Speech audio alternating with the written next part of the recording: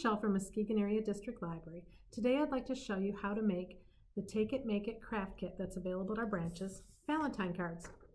When you get your kit and you take it home, you're going to want to take everything out, line it all up. You're going to have some cards.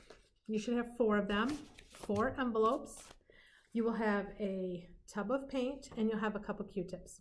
You'll also have some stickers in there. You can use the stickers however you want. I'm not going to use those today. Your first step is to take the card and fold it in half. Try to fold it as straight as possible because if it's folded crooked, it won't fit in the envelope very well.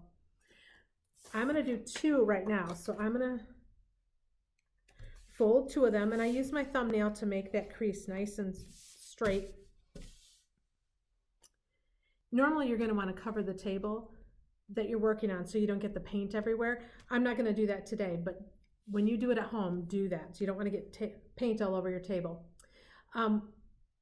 You'll take your red paint and dip your Q-tip into it. The Q-tip is what you're going to use for your paintbrush, and you can use it like a regular paintbrush and just kind of smear everything around. Now, if you have a paintbrush at home that you would rather use, please go ahead and do that. You don't have to use the Q-tip, but you can just paint like this so you get a nice covering on the heart there.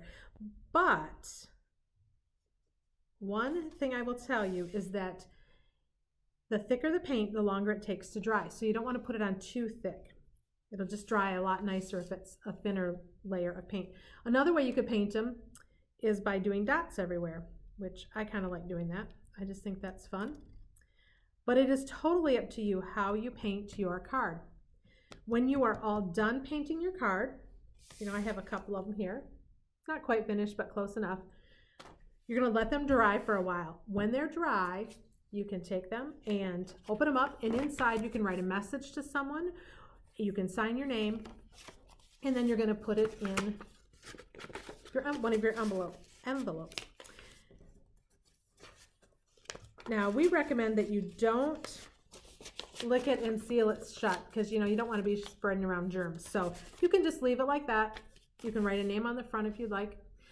Now, you can give these to whoever you choose to give them to. You could give them to a friend, you can give them to a family member, your mom, your grandma, your dad, anyone you want to give them to. But you could also bring them back to the library, and we will send them, after we quarantine them for 4 days, we will send them to a local nursing home for their residents.